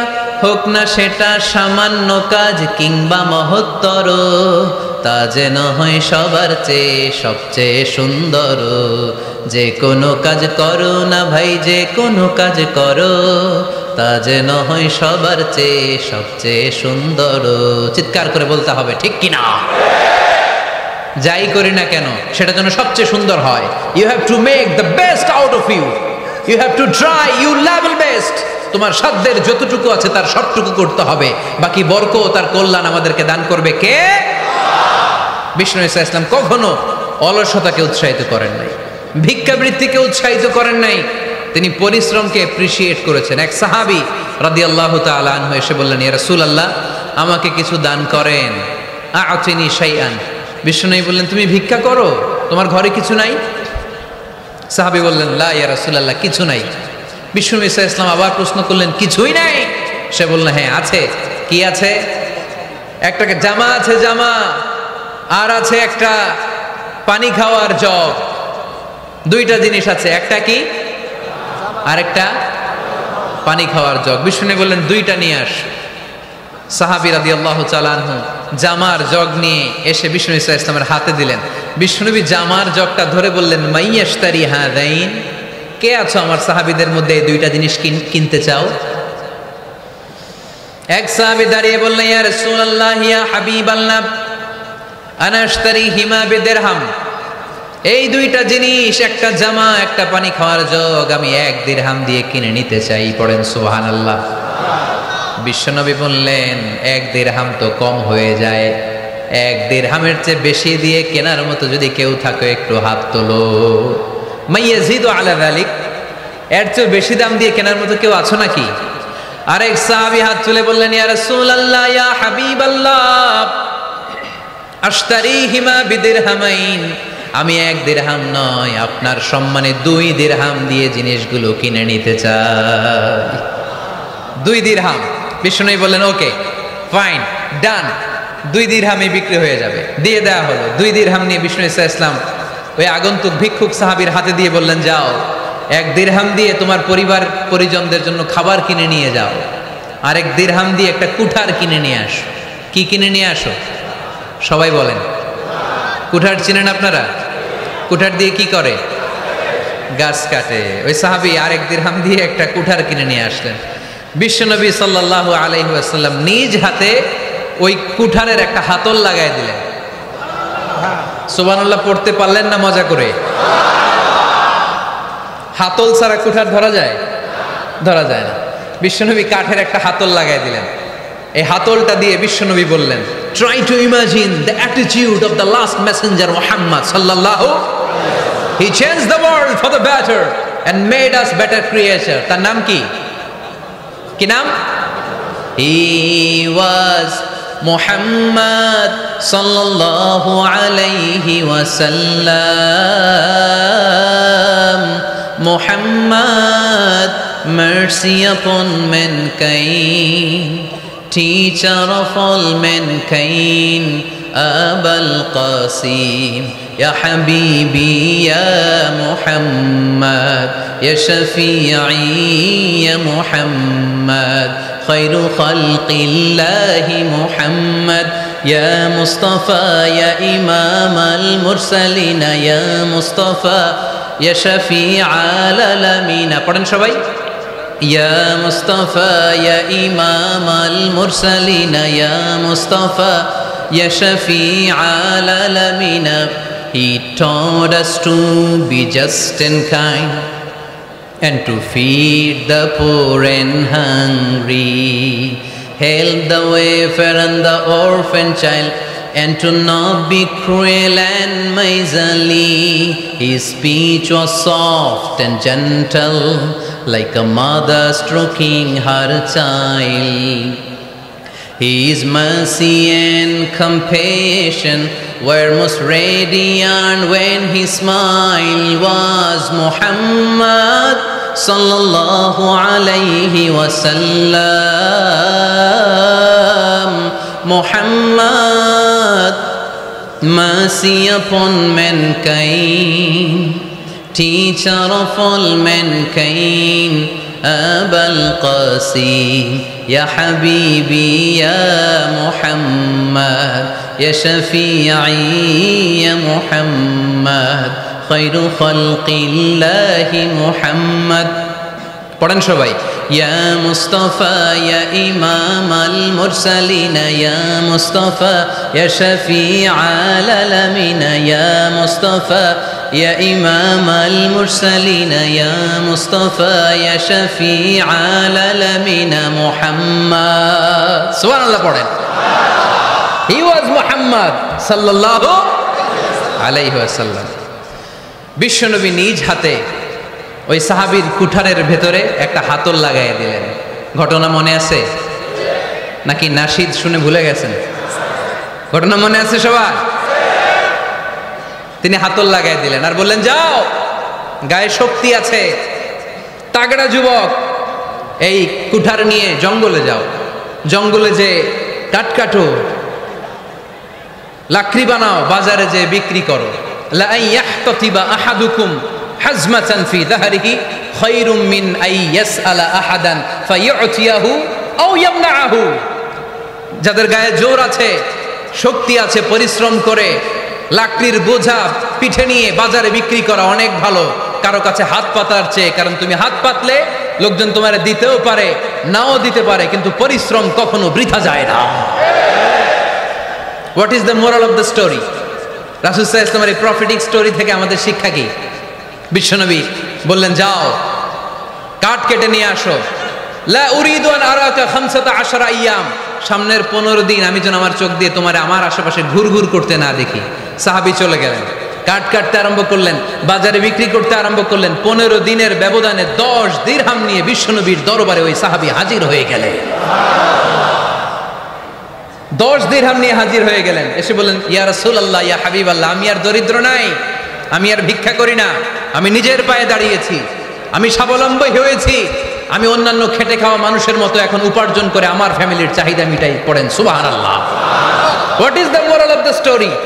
এই প্রফেটিক স্টোরি থেকে আমাদের জন্য শিক্ষা হচ্ছে, বিষ্ণু ইসা ইসলাম চাইলেই ওই 2 দিরহাম দিয়ে বলতে পারতেন, যাও, এটা দিয়ে খাবার কিনে খাও। দুপুরবেলা খাইতো, রাত্রেবেলা আবার জাকাতের লাইন ধরতো। কথা কন। তার মানে বিষ্ণু ইসা ইসলাম কাজের প্রতি উৎসাহিত করেছেন। 2 নম্বর লেসন বা শিক্ষা হচ্ছে, বিশ্বনবী সাল্লাল্লাহু আলাইহি ওয়াসাল্লাম পার্মানেন্ট সলিউশন করে দিয়েছেন, স্থায়ী সমাধান। ঠিক কিনা? আমরা প্রায় জাকাতের শাড়ি দেই, লুঙ্গি দেই, আছে না নাই? আলহামদুলিল্লাহ, আপনাদের গাজীপুরে বোধহয় এগুলো নাইটাই, এখানে নাই, আছে। যদি থেকে থাকে এই ট্র্যাডিশন আপনারা বন্ধ করবেন। জাকাতের শাড়ি বলতে কোনো শাড়ি নাই, জাকাতের লুঙ্গি বলতে কোনো লুঙ্গি নাই, কারণ জাকাতের শাড়ি আর জাকাতের লুঙ্গি যদি আপনি বিতরণ করেন আর সামান্য সয়াবিন তেল আর চাল ডাল যদি আপনি প্যাকেট করে দিয়ে দেন, তাহলে 1 মাস পরে আবার যে সে আরেক জায়গায় জাকাতের লাইনে দাঁড় হয়ে যাবে। চিল্লা এখন ঠিক কিনা? এজন্য আপনাকে পার্মানেন্ট সলিউশনের ব্যবস্থা করতে হবে। আমি সব জায়গায় বলি যে প্রতিটি জেলার বিজনেস ম্যাগনেট যারা আছেন তারা সবাই মিলে একটা জাকাত ম্যানেজমেন্ট প্ল্যাটফর্ম গড়ে তুলুন। সেখান থেকে এমনভাবে জাকাত দিন যাতে মানুষ স্বাবলম্বী হতে পারে। স্বাবলম্বী বানানোর জন্য, দারিদ্র বিমোচনের জন্য জাকাত এসেছে, জাকাতের শাড়ি লুঙ্গি বিতরণের জন্য নয়। আর জাকাতের শাড়ি এত পাতলা, মশারি কি পাতলা, এর চেয়েও পাতলা। দেখছেন কখনো? এটারে একবার ধোয়ার পরে দ্বিতীয়বার পরা যায় না। একবার ধোয়ার পরে শাড়ির দিকে তাকাইলে শাড়ি আপনার দিকে বেশকি মেরা থাকবে। কথা বলেন ঠিক কিনা? এইভাবে শাড়ি লুঙ্গি দেয়া যাবে? এভাবে তো শাড়ি লুঙ্গি বিতরণ করলে যারা লাইন ধরে জাকাত নিতে আসলো এই আল্লাহর বান্দাদেরকে অপমান করা হয়। আর আল্লাহ বললেন ওয়ালাকাদ কাররামনা বানি আদম, আমি পুরো বানি আদমকে সম্মানিত করেছি।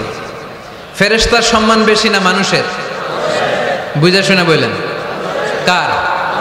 তুমি মাটির আদমকে প্রথম সৃষ্টি করিয়া ঘোষণা করিয়া দিলে শ্রেষ্ঠ বলিয়া, তাই তো নূরের ফেরেশতা করে আদমকে সেজদা। সুবহানাল্লাহ পড়েন। তাই তো নূরের ফেরেশতা করে আদমকে সেজদা, সবার চেয়ে সম্মান দিলে মাটির আদমকে। পড়েন আল্লাহু আল্লাহু তুমি জাল্লে জালালুহু, শেষ করা তো যায় না গে তোমার গুণগান। আল্লাহু আল্লাহু সুবহানাল্লাহ পড়েন। আহা, মানুষের মর্যাদা সবচাইতে বেশি। এজন্য জাকাত যারা নিতে আসে তাদেরকে অপমান করা যাবে না। এর কারণ জাকাত দিয়ে আপনি কোনো করুণা করেননি, বরং ওরা জাকাত নিয়ে আপনাকে এই ফরজ ইবাদত করার সুযোগ করে দিয়ে আপনার প্রতি করুণা করে গিয়েছে। আওয়াজ করে বলেন ঠিক কি না? অনেকে মনে করে আমি জাকাত দিয়ে আমি মনে দয়া করছি, আমি মনে হয় করুণা করছি। আচ্ছা, যারা গরিব ওরা যদি জাকাত না নেয় ওর সমস্যা আছে? নিমুনা জাকাত। কিন্তু আমি যদি বলি দিমুনা, আমার খবর আছে না নাই? আমার জন্য দেয়া ফরজ, ওর জন্য নেয়া ফরজ না। তাই আমি দিয়ে করুণা করিনি, ও আমার কাছ থেকে জাকাত নিয়ে জাহান্নামের আগুন থেকে আমাকে বাঁচিয়ে ও আমাকে দয়া দেখিয়েছে।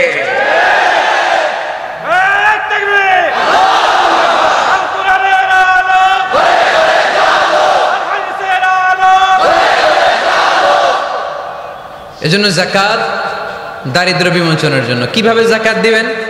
আপনি জাকাতের টাকা দিয়ে খেয়াল করবেন, একটু ক্রস চেক করে নিতে হবে, ডবল চেক করে নিতে হবে। যেই ফ্যামিলিতে জাকাত দিবেন কর্মক্ষম উপার্জনের মতো করতে পারে এরকম ছেলে আছে কিনা, থাকলে ওর একটা অটো রিক্সা কিনে দেন, সিএনজি কিনে দেন। ওই সিএনজি চালিয়ে ওর ফ্যামিলিটা দিব্যি চলে যাবে, ঠিক কিনা? ওর একটা অস্ট্রেলিয়ান গাভী কিনে দেন, ওই গাভীর দুধ বিক্রি করে ফ্যামিলিটা স্বাবলম্বী হয়ে যাবে, ঠিক কিনা? লক্ষ্মীপুরে আমি ওয়াজ করলাম, বলল হুজুর আমরা এইভাবে একটা জাকাত ম্যানেজমেন্ট প্ল্যাটফর্ম গড়ে তুলেছি, এখানে আমরা টাকা জমিয়ে জমিয়ে আমাদের এলাকার যে সমস্ত ছেলেগুলো কর্মক্ষম তাদের ঘরে টাকা পয়সা নাই, আমরা জাকাতের টাকা দিয়ে ওদেরকে প্রবাসী বানিয়ে দেই, বিদেশে পাঠিয়ে দেই। ওর কষ্ট অর্জিত সম্পদ দিয়ে ওর ফ্যামিলি এখন দেদারসে চলছে, কোনো জাকাতের লাইনে যে তারা নিজেদেরকে আর অপমান বোধ করছে না। এইভাবে জাকাত দিতে হবে। দিলটার একটু খোলেন, হাতটার একটু খোলেন, তাহলে হৃদয়টারে খুলে দিবে কে? দে জাকাত, দে জাকাত তোরা দে রে জাকাত, দে জাকাত, দে জাকাত তোরা দে রে জাকাত। তোর দিল খুলবে পরে, আগে খুলু খাত। দে জাকাত, দে জাকাত তোরা দে রে জাকাত। পড়েন আমিন। এই জাকাতের মাধ্যমে আমরা আমাদের বাংলাদেশকে স্বাবলম্বী করতে চাই। রাজি আছেন সবাই? সংঘবদ্ধ প্রচেষ্টায় জাকাত আদায় করতে রাজি আছেন? বিশ্বনবী সাল্লাল্লাহু আলাইহি ওয়াসাল্লাম চাইলে এই 2 দিরহাম দিয়ে বিদায় করে দিতে পারতেন, কিন্তু বিশ্বনবী সাল্লাল্লাহু আলাইহি ওয়াসাল্লাম তাকে কাজের প্রতি উৎসাহিত করলেন, পার্মানেন্ট সলিউশন দিলেন। এজন্য অলসতার সাথে ইসলামের কোনো সম্পর্ক আছে? আওয়াজ করে বলেন, অলসতার সাথে সম্পর্ক আছে? অলসতাকে যেন আজকে আমরা কি বলে দিছিলাম? ভুলে গেছি? আরো জোরে। অলসতাকে আজকে আমরা নো বলে দিচ্ছি। আমরা কর্মক্ষম। আরে অলস তো হয় মুনাফিকেরা, অলস হয় কারা? وَإِذَا قَامُوا إِلَى الصَّلَاةِ قَامُوا كُسَالَى يُرَاءُونَ النَّاسَ وَلَا يَذْكُرُونَ اللَّهَ إِلَّا قَلِيلًا। সুবহানাল্লাহ পড়েন। মুনাফিকরা যখন নামাজে দাঁড়ায় অলস হয়ে দাঁড়ায়, সোজা হয়ে দাঁড়ায় না। মসজিদে নববীর কাতারগুলোর মধ্যে মুমিনদের সাথে যখন মুনাফিকেরা দাঁড়াতো, অলসের মতো দাঁড়াতো, দেয়ালের মধ্যে হেলান দিয়ে দাঁড়াতো। এরকম আছে না অনেকে অলস? কিন্তু আমরা যারা মুমিন, আমরা নামাজে দাঁড়ালে কি আমাদের হৃদয়ে অলসতা আসে নাকি হৃদয়টা সজীব হয়ে ওঠে?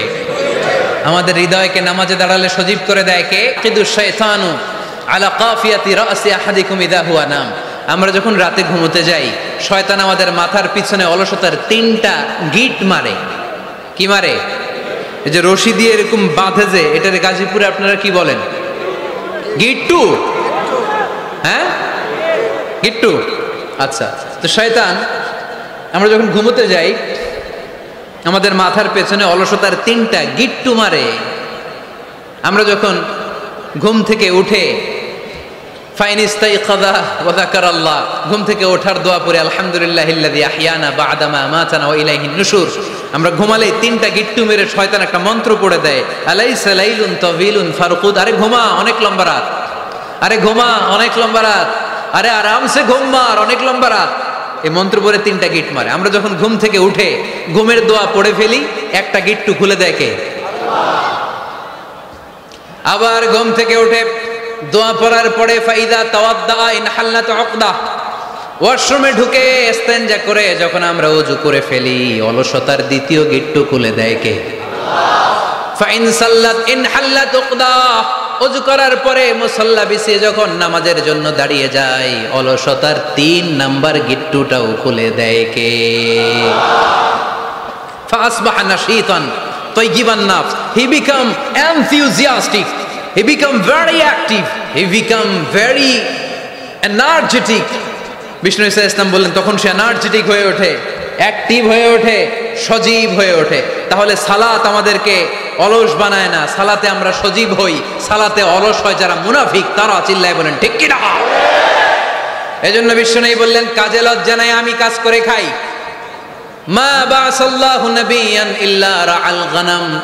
বুখারীর বর্ণনায় বিশ্বনবী বললেন পৃথিবীর বুকে এমন কোন নবী নাই যেই নবীকে দিয়ে আল্লাহ ছাগল চড়ায় নাই। সুবহানাল্লাহ পড়েন। মা বাসাল্লাহু নাবিয়ান ইল্লা রাআল গানাম, ছাগল চড়ায় নাই এমন কোন নবী পৃথিবীতে আসে? সাহাবারা বললেন ইয়া রাসূলুল্লাহ, বলেন কি? আপনিও আপনিও আপনিও ছাগল চড়িয়েছেন? বিষ্ণু বললেন নাআম, নাআম আমিও। ওয়া ইন্নী কুনতু আরআহা আলা কারারিতি আহলি মক্কা, আমি তো অল্প কিছু পারিশ্রমিকের বিনিময়ে মক্কা শহরের লোকদের ছাগলগুলো চড়িয়ে দিতাম। সুবহানাল্লাহ বলতে অনেক কষ্ট হয়েছে। বিশ্বনবী ছাগল চড়িয়ে খেতেন। কি নবী ছিল আমার! আহা, এত সুন্দর মানুষ, এত পরিচ্ছন্ন মানুষ, ছাগল চড়াতেন। অহংকার করতেন না, বিশ্বনবীর অহংকার ছিল না। সুবহানাল্লাহ পড়েন।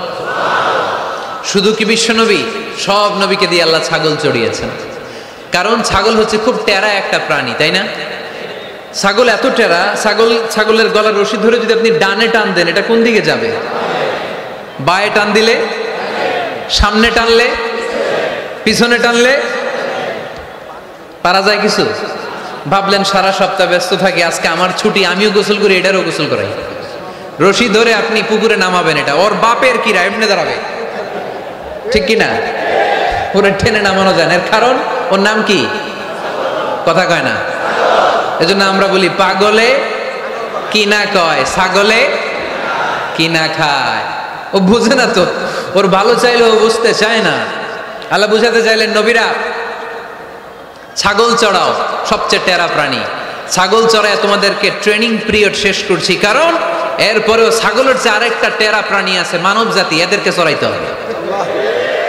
যদিও মানুষ আশরাফুল মাখলুকাত, কিন্তু মানুষের মধ্যে ছাগলের চেয়ে টেরা কিছু আছে না নাই? উলাইকা কাল আনআম বাল হুম আদাল, এরা ছাগল নয়, এগুলো ছাগলের চেয়েও নিকৃষ্ট। চিল্লায় বলেন ঠিক কি না? এমন কোন নবী নাই যেই নবী ছাগল চড়ায় নাই। সুবহানাল্লাহ পড়তে হবে।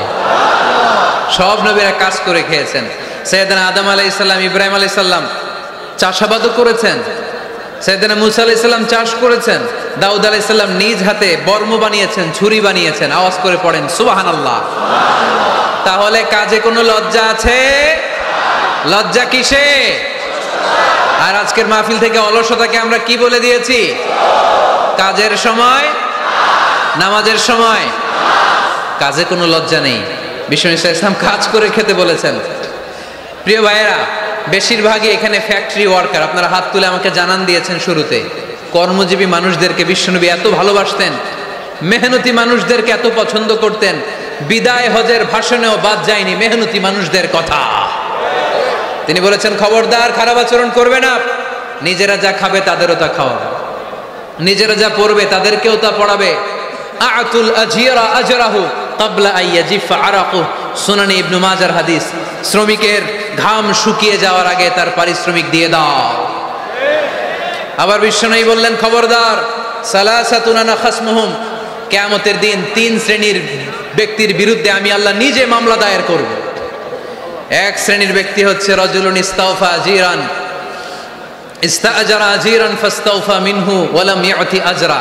যে ব্যক্তি শ্রমিক ভাড়া করে কাজ করালো কিন্তু তার টাকা দেয় নাই, তার পারিশ্রমিক দেয় নাই, আল্লাহ বলেন কিয়ামতের দিন তোর বিরুদ্ধে আমি দাঁড়াবো। I will be against you in the day of judgment. কেউ তোরে কিয়ামতের দিন সাহায্য করে ছুটাতে পারবে না। এজন্য খবরদার শ্রমিকদের সাথে খারাপ আচরণ করবেন না। আবার শ্রমিক ভাইরাও যারা আছেন, আপনাদের ডিউটি যত ঘন্টা ঠিক তত ঘন্টাই পালন করতে হবে, তা না হলে কিন্তু আপনাদের উপার্জন হালাল হবে না। বিশ্বনবী সাল্লাল্লাহু আলাইহি ওয়াসাল্লামের সাথে বিশ্বনবী সাল্লাল্লাহু আলাইহি ওয়াসাল্লামের কর্মচারীর কি ঘটেছিল এই ঘটনাটা বলেই আজকে আমরা শেষ করব। আওয়াজ করে পড়েন ইনশাআল্লাহ। আমরা অনেকে মাইক পেলে বড় বড় ভাষণ দেই, কাজের মেয়েদের সাথে খারাপ আচরণ করবেন না, শ্রমিকদের অধিকার, নারীদের অধিকার, বড় বড় এরকম বক্তব্য আছে না নাই? বিশ্বনবী শুধু শ্রমিকদের অধিকারের কথা বক্তব্যের মধ্যে সীমাবদ্ধ রাখেন নাই, ওনার ব্যক্তিগত জীবনেও এগুলো পাবেন। বিশ্বনবী সাল্লাল্লাহু আলাইহি সাল্লামের অ্যাপয়েন্ট করা শ্রমিক, ওনার দাস, ওনার কর্মচারী সাহাবীর নাম ছিল আনাস রাদিয়াল্লাহু তাআলা আনহু। কি নাম ছিল? উনি বিশ্বনবীর ব্যাপারে কি কমেন্টস করছে আমরা শুনে আজকের আলোচনার ইতি টানবো। আওয়াজ করে পড়তে হবে ইনশাআল্লাহ। সাধারণত কর্মচারীরা মালিকের বিরুদ্ধে ভালো কথা বলে ইল্লা মাশাআল্লাহ। অনেক মালিক আছে অনেক ভালো, তাদের ব্যাপারে আবার ভালো বলে। সাধারণত কারো ব্যাপারে যদি আপনি তথ্য নিতে চান, আপনি তার ওয়াইফের কাছ থেকে তথ্য নেন, তার কর্মচারীর কাছ থেকে নেন, তার বাড়ির দারোয়ান থেকে নেন, তার ঘরের কাজের মহিলার কাছ থেকে নেন, তার ড্রাইভারের কাছ থেকে নেন, তাহলেই তার ব্যাপারে আসল সব তথ্য বের হয়ে আসবে। দেখুন বিশ্বনবীর কর্মচারী বিশ্বনবীর ব্যাপারে কি বলে। সাহাবীর নাম সবাই বলতে হবে, সাহাবীর নাম রাদিয়াল্লাহু তাআলা আনহু। উনি বললেন, বিশ্বনবী যখন মক্কা থেকে মদিনায় হিজরত করলেন, হাজার হাজার মদিনাবাসী বিশ্বনবীর সাথে দেখা করতে গেল। যারাই দেখা করে সবাই বিশ্বনবীর হাতে কিছু না কিছু হাদিয়া দেয়। যারাই দেখা করে হাতে করে বিশ্বনবীর হাতে কিছু না কিছু দিয়ে দেয়। সুবহানাল্লাহ পড়ে। তাহাদাও তাহাব্বু, একে অপরকে হাদিয়া দিবেন, মহব্বত বাড়াই দিবে কে? হাজব্যান্ড স্ত্রীকে গিফট করবেন, স্ত্রী আবার হাজব্যান্ডকে গিফট করবেন, বন্ধু বন্ধুকে গিফট করবেন, গার্লফ্রেন্ড আবার বয়ফ্রেন্ডের গিফট করতে যায় না, তাহলে ভেজাল আছে না নাই? চেক এন্ড ব্যালেন্স করতে হবে। আমি প্রায় বলি, ভালোবাসবেন জায়গা মতো। স্ত্রীকে ভালোবাসলেও সওয়াব আছে না নাই? স্ত্রীর সাথে অন্তরঙ্গ সময় কাটালেও সওয়াব আছে না নাই? কিন্তু এই সময় যদি শালীর সাথে কাটান, ঝামেলা আছে না নাই? ভাবির সাথে কাটালে ভেজাল আছে না নাই? যারাই বিশ্বনবীর সাথে দেখা করে সবাই বিশ্বনবীর হাদিয়া দেয়। সাইয়েদনা আনাস রাদিয়াল্লাহু তাআলা আনহু বর্ণনা করেন, আমার আম্মা যেন দেখা করতে আসলেন আমাকে নিয়ে, আমি ছোট্ট আনাস। আমার আম্মা জান দেখলেন, লাম ইউবকি রাজুলুন ওয়ালা ইমরাআতুন মিনাল আনসার ইল্লা আতহাফাকা বিতুহফাতিন ইয়া রাসূলুল্লাহ। আমার আম্মা এসে বলে, ও রাসূলুল্লাহ, মদিনার যারাই আপনার সাথে দেখা করতে আসলো সবাই এসে আপনারে হাদিয়া দেয়, ওয়া ইন্নী লা আকদিরু আলা মা উতহিফুকা বিহি, ও নবী আমার তেমন কোনো সাধ্য নাই যে আমি আপনারে হাদিয়া দেব, আমার কাছে কোনো টাকা পয়সা নাই।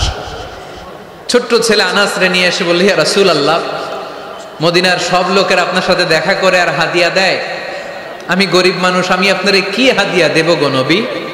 আমার তো হাদিয়া দেওয়ার মতো কিচ্ছু নাই, ইল্লা ইবনি হাদা, আমার নাড়ছেরা ধন, আমার কলিজার টুকরা সন্তান এই আনাস ছাড়া আমি আমার কলিজার টুকরা সন্তান আনাস রেই আপনারে হাদিয়া দিয়ে দিলাম।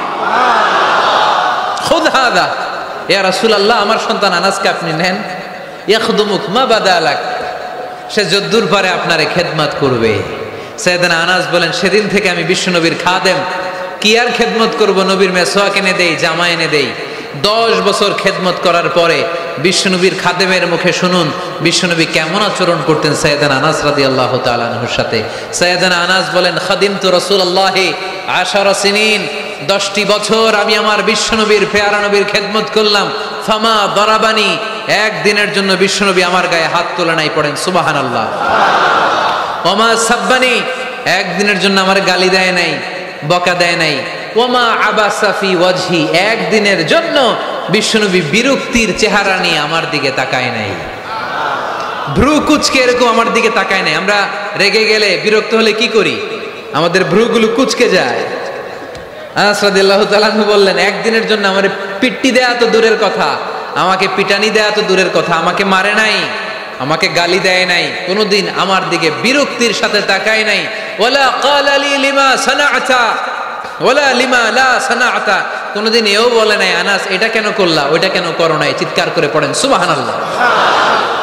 এজন্য বিশ্ব নবীর মতো আমাদেরকে আমাদের শ্রমিকদের সাথে, অধীনস্থ কর্মচারীদের সাথে আচরণ করতে হবে। রাজি আছি তো সবাই?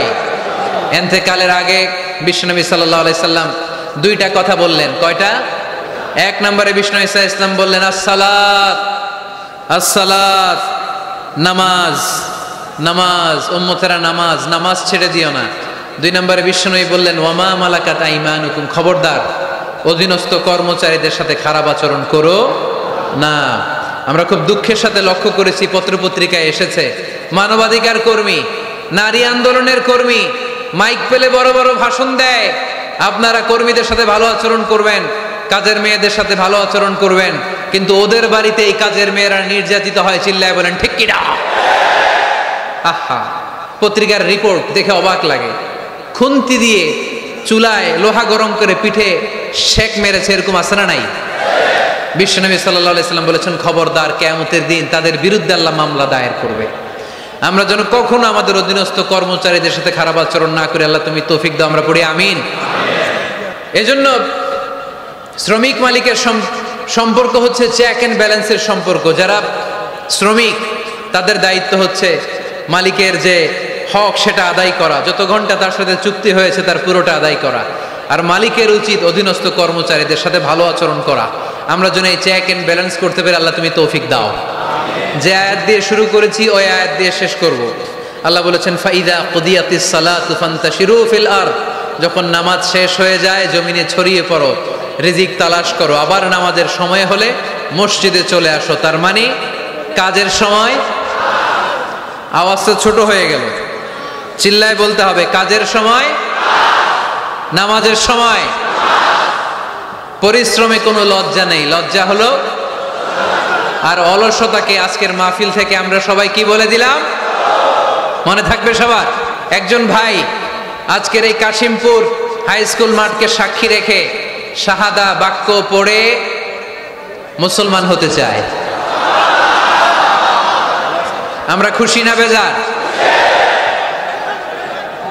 আমাদের আমলনামায় সওয়াবও আছে, গুনাহও আছে, কিন্তু এই ভাইটা শাহাদা বাক্য পাঠ করার পর থেকে নিষ্পাপ, তার আমলনামায় কোনো গুনাহ নাই। চিল্লায় বলেন ঠিক কিনা? আমাদের ইসলাম ধর্মে তাকে স্বাগত, আমরা সবাই পড়ি আলহামদুলিল্লাহ। তোমার আগের নাম কি ছিল? দাঁড়াও দাঁড়াও, তুমি কি কেউ প্রেশার দিচ্ছে মুসলমান হওয়ার জন্য? তাহলে মিডিয়ার সামনে ভয় পাচ্ছ কেন? তাহলে সিদ্ধান্ত নিয়ে পরে মুসলমান হয়। আজকে হতে চাও? এভিডেভিট করাবা কখন? কালেমা পড়ার পর আমি করে ফেলবে আপনার দায়িত্বে। হ্যাঁ আমি এমনিটা দায়িত্ব নিই। কাগজটা দেন না, আমার কাগজটা দেন না। কাগজটা কোথায়? কাগজ আছে একটা, কাগজটা। কিন্তু ওইখানে তো আপনারা পাই নাই, এটা মানে তার আমরা সিবিটিভি আমার রেস্টুরেন্টে যে জব করতাম আমি, সেখানে একটা সিবি ছিল। ওইখানে জমা করে আপনারা। সানিরাজ, তার আগের নাম ছিল সানিরাজ, সে আজকে শাহাদা বাক্য পাঠ করতে চায়। সানিরাজ, ইসলাম ধর্মে ঢুকার ব্যাপারে তোমাকে কেউ কি কখনো প্রেশারাইজ করেছে? মাইকটা দেন ভাই, কেউ প্রেশারাইজ করেছে? হি আনসার্ড অ্যাকচুয়ালি নো, কেউ প্রেশারাইজ করেনি। মাইকটা দেন ভাই, তুমি কি তোমার মাইকটা লো। নিজে জেনে বুঝে স্বেচ্ছায় জেনে বুঝে স্বেচ্ছায় কালিমা পড়ে আজকে মুসলমান হতে চাও? আলহামদুলিল্লাহ। আজকের প্রোগ্রামের যারা দায়িত্বশীল, এই ভাইদের দায়িত্বে সে আগামীকাল রাষ্ট্রীয় নিয়ম অনুযায়ী এফিডেভিট করে মুসলমান হিসেবে তার নাম চয়েস করবে। তুমি কি নিজের জন্য কোনো নাম চয়েস করেছো, না আমি তোমাকে একটা নাম সাজেস্ট করবো? আজকে থেকে সানিরাজের নাম হচ্ছে আব্দুল্লাহ।